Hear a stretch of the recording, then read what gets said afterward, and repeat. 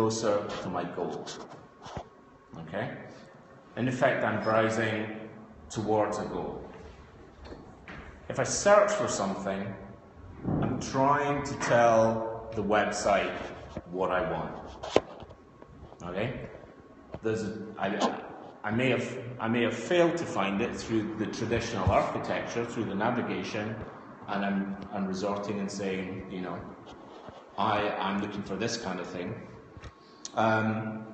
So it's a very, very clear indication of what the person wants. So if you're able to track this kind of thing, you can find out what some of your users want. Okay, so it's actually very good data if you're able to track this. And I'll come back to that later. It's not the focus, but it is one benefit for implementing a system like Elasticsearch. The problem is it's a human expression. Okay, when we click on a link in the navigation, I know that if the category is recipes, you know, if designers done their job, I should land on a page of recipes. So it's a fair expectation. But if I type Caribbean curry, maybe don't know how to spell Caribbean. Maybe that's where I call it because I live in Belgium, but someone who lives in France calls it something else. So very, very human elements come into it, and things start to get a bit messy. A computer will do what you tell it to do, so if you know, but it can't interpret what we're actually thinking at this point. So search is very valuable for us as website owners. That's the first thing. Who used to use Alta Vista? Okay. So my blog is actually called Did You Mean? And I used to use Alta Vista, and I remember the day that like Google came out, and I kind of thought, oh, I'll try this crazy Google thing. I think I was even using Opera browser, which I'd loaded from a CD-ROM or something like that. Yeah, this was on dial-up, and I'd moved to a new place, and I was looking for a veterinarian. And this vet was on a place called Shardlows Road, okay, which is, it's not a good phonetic name. And I didn't know how to spell it, so I just typed in what I thought the name was. And Google said, "Did you mean?" And it corrected me. And it absolutely blew my mind. This was like maybe 2001, maybe even 2000. And so for me, this was like, oh my God, I've never seen anything like this. Not only was it accurate, it was also correcting me, and I just thought, wow, this is really, really different.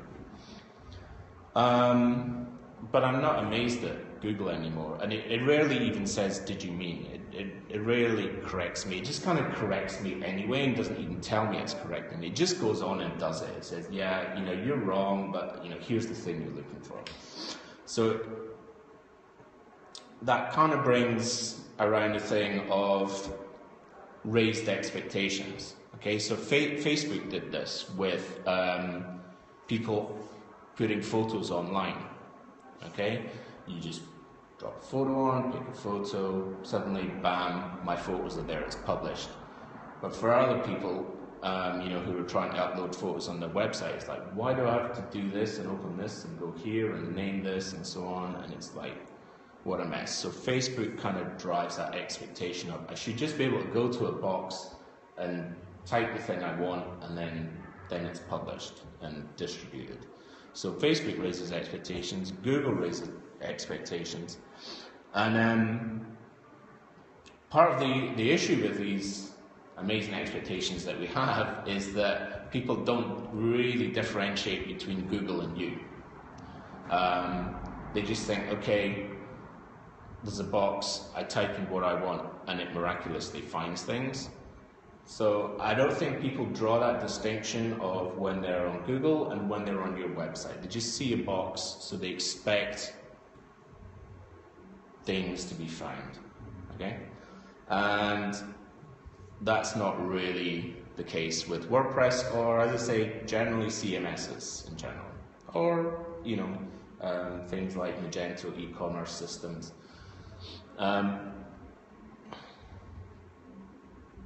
When we move from searching on a search engine, we land on a website, the experience changes, but people don't detect that change. Okay? So they search for something. And because WordPress search is not effective, there's a high chance that it will not find what the people are looking for. So they don't necessarily think, I have to adapt the way I search, they just think it's not there. Okay, now this can be something as simple as, let's say you have an e-commerce shop and all your products are named Reebok 1234, Reebok 5678, and you type Reeboks because that's the folksonomy, that's the nomenclature that we use. We talk about Reeboks, it's not going to find it. Okay, so that's the problem. Because of the S? Because of the S, yeah. Because the computer is looking for Reeboks, and that is not a match for Reebok in WordPress land. So, nobody really cares, but this is how WordPress does search. Okay, the important bit is in red. Essentially, it searches your post title and the post content. So those are the two bits that we see when we read a blog post. The title of the blog and the big blob of text. It's not doing anything smart, it's just trying to match. This is an excerpt. There's an awful lot more.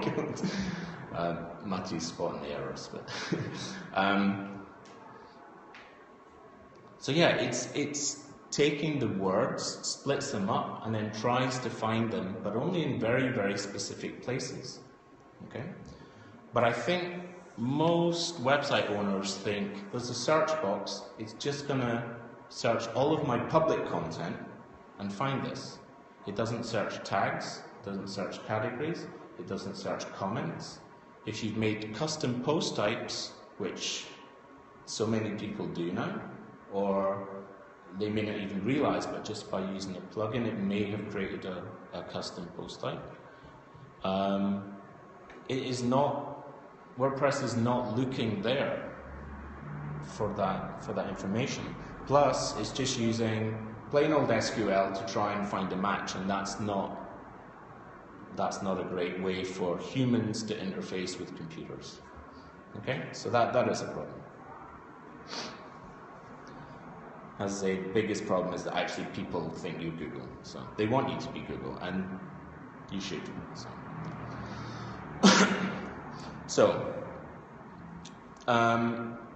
it's actually a very small percentage of people that do search once they're on your website in comparison to the rest of your visitors. But I think it's going to increase.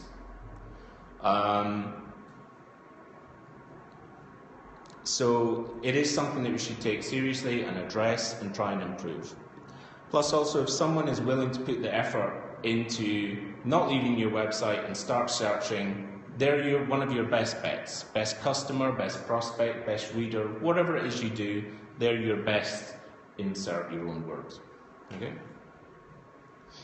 So, I used to work on a product trying to derive value from what people search from. And generally I discovered that it was around 1.5% of people that search when they're on your website.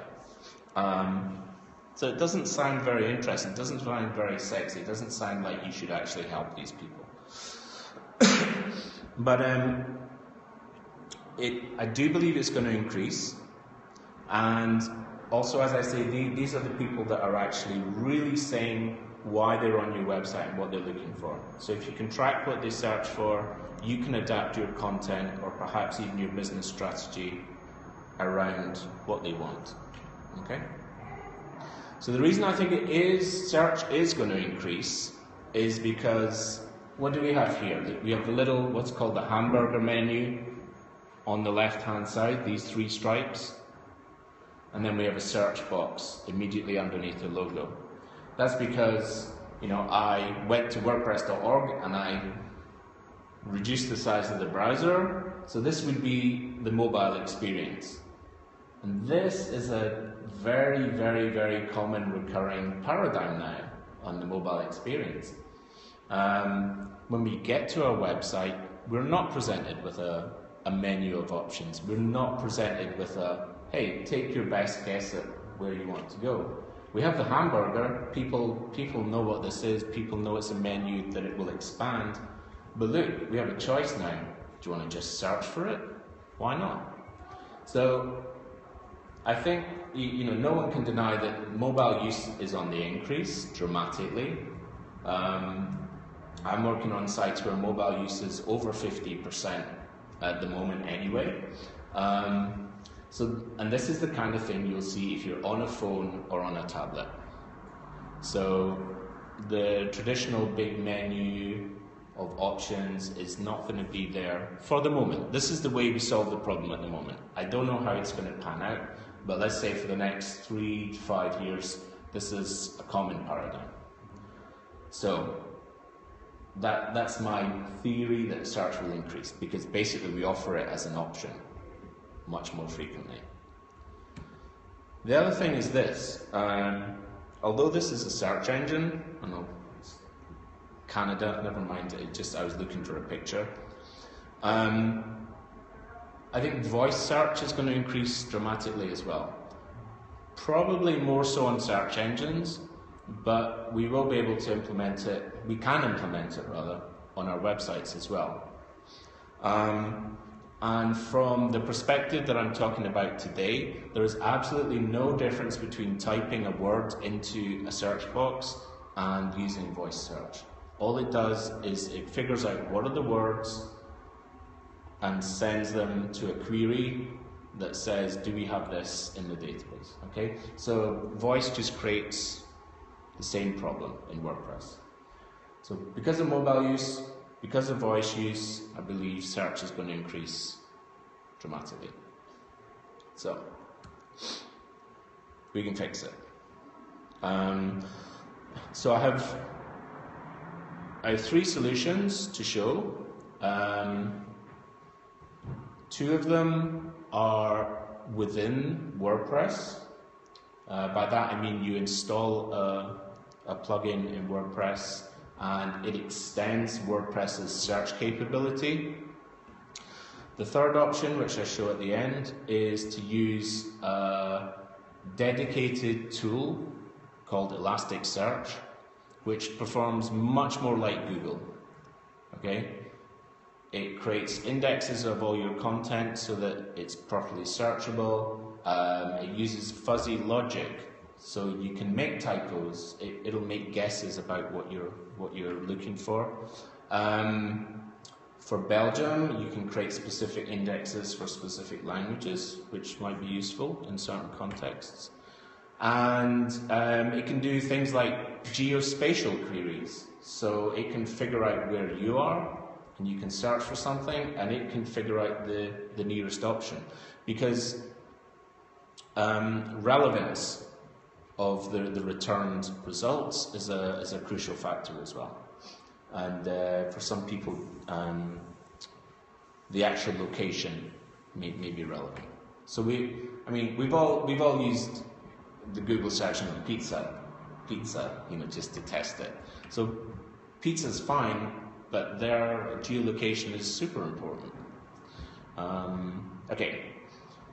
So as I say, I'll show you the first 2 options just very quickly and show you what the benefits are. Personally, I've used one for a long time, but I would just go straight to Elasticsearch if you can. If within your organization there's an issue with that, then use one of the first 2. Okay. And then at the end, I'm just going to hint at a 4th option, which is kind of like Elasticsearch, kind of on steroids, but you need to have a strategy for that and some technical knowledge. Okay? So what I'm going to show you today, if you're not technical, you can implement it yourself. If you are technical but you just want to test Elasticsearch, this is a good option just to see what happens. Okay? So, the first option and simplest option is called Search Everything. And that's, you go to your WordPress admin panel and say add plugin, type Search Everything, it will appear as an option, you install it, and frankly I would just go with the default setup there. So this is a very easy solution. So part of the reason I showed these solutions as well is because we see the benefits of using them, and that actually shows you what you're not getting with standard WordPress search. So I'm kind of using these to reinforce what's missing. So search highlighting. So if you search for something in the box, it'll show you results, and in yellow it'll highlight the word, so it's easier for the user to find the context of what they were looking for. So that may help them find the right article. But it basically puts in all the bits that are missing in regular WordPress search. So it searches your tags, custom taxonomies. So if you have an article type of, I think the classic is films, and in WordPress you can create what's called custom taxonomy, which is essentially you can tag the film with the actors that are in the film, or maybe locations or something like that. So there's specific tags that would relate to that type of article. WordPress doesn't search for those, but this plugin would let you do that. Categories, comments. So comments aren't searched through in regular WordPress. If you want it to search through drafts, you can enable it to. And likewise, you can also exclude certain kinds of posts, certain kinds of categories as well. Sometimes I use categories as a way of structuring the site, and they're not necessarily, they don't have much semantic value, but it's useful for a user to just tag something so they know that it goes into the right menu. It's not always the best way, but it's a quick and easy solution. So you may want to exclude certain categories. The excerpt as well. So often, we're told to write these excerpts so that, Google can have a summary, or in certain page types we can show summaries of the articles and so on. So you put all this effort into creating a summary for your article, and then it's not even searched. So Search Everything solves that problem as well. And then I think if you move even one step beyond basic blogging, there's going to be some kind of custom field or some kind of custom post type, and WordPress out of the box doesn't search that. So this really easy plugin, just install it, activate it with default settings, and you'll get a boost in what people can find. It's not searching in a smart way, but it's searching everything you have, at least. So that's one benefit. The next step up, if you like, this requires more configuration, so it's not quite an out of the box solution. But if you can install a plugin and go through a set of options and settings on a page, then you can install this. And apparently it gives you amazing customization powers, so that's worth having. It does all of the stuff that Search Everything does, and it also, we're getting into more powerful stuff here. So it does partial matches, so it figures out things like plurals, there's a thing called stemming, where, you know, if I say given, then it'll take the root of that word and search for related words as well. Okay, so it has more of a linguistic basis than just match these letters. And for me, I think what is important about this one is it actually indexes the shortcode content as well. So if you don't know what a shortcode is, that's where, let's say you have, you put in a plugin, and this plugin allows you to have testimonials on your website. Or, yeah, so maybe you go to a page, create a testimonial, and it'll say, okay, now insert this snippet of code into the page, and that's a way for non-technical users to publish these testimonials.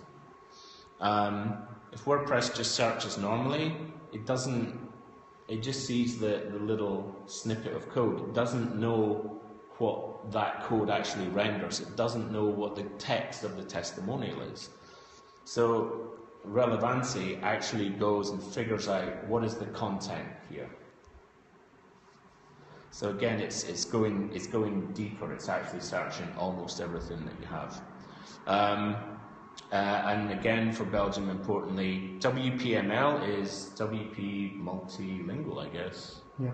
It's very common add-on to make your site multilingual.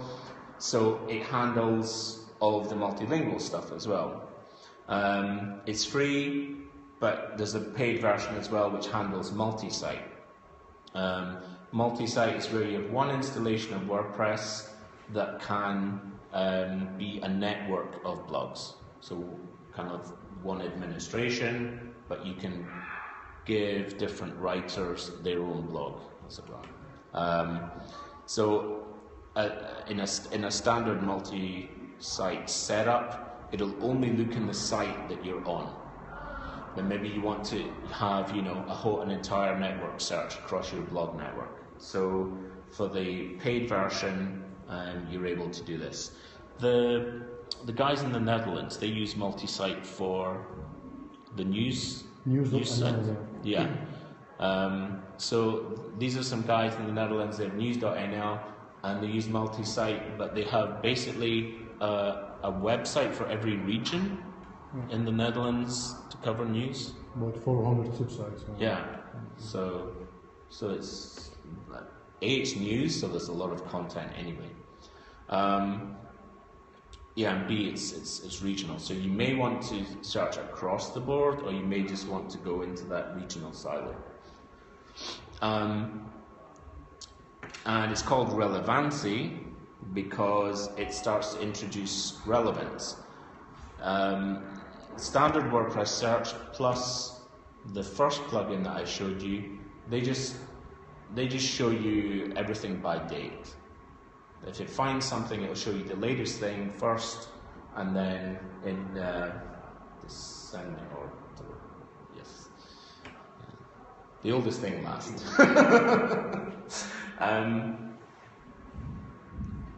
But that's not necessarily the way we think. It's one measure. It's a good measure for news. It may be a good measure for e-commerce even. But look, if those are the newest products, the chances are, you know, they're easy to find. And the thing that I'm searching for is something that's maybe out of stock, but I want to see if you can order it or so on. So the date itself can be irrelevant. So they do this relevance weighting. And that it's quite simplistic the way they do it, but that's fine because it's designed to kind of work out the box without too much configuration. But it can do things like, if it finds the word in the title of the article, then it considers that more important than in the body of the article itself. I'm not sure that's a good idea, but that's the way they work. Okay. And they also try and do a little bit of fuzzy logic where they try and correct you and say, well, we couldn't find that, but what about this? So, pardon? For I don't know. Yeah. Well, it's WPML ready. I think it's created by an Italian guy. So I don't know what library they use behind to do the actual fuzziness. So I don't know. That's the answer. Sorry. So, but I've come to the opinion basically that you just shouldn't leave search up to WordPress. You should use a dedicated tool for it. That wasn't actually all that easy until recently, like in the past year or so, because you had to set up servers with these tools that would index your website. Okay, but now there are services that actually provide this for you. So the one that we'll look at is actually called Searchly. It's free, kind of. It's free up to a certain volume of data, and also you can have 2 indexes. Okay.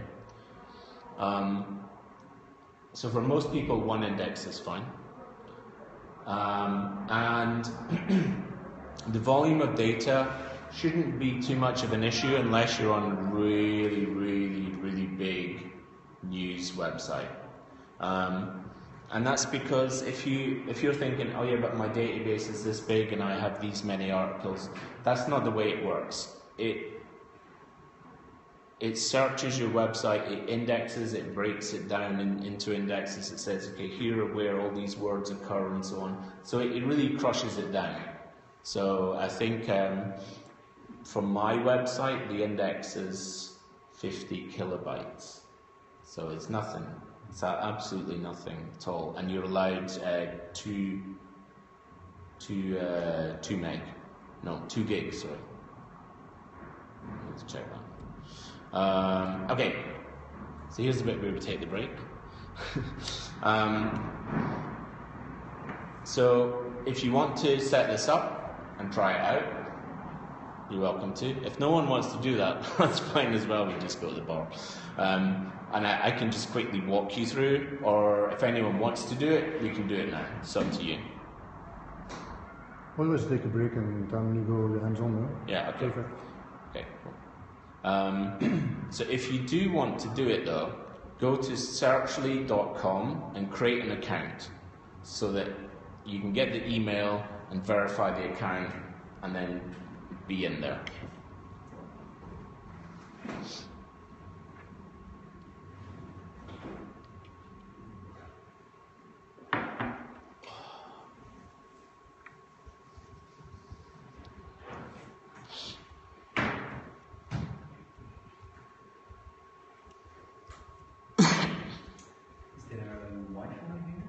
Yeah, piano bazookas, piano. Piano. Yeah.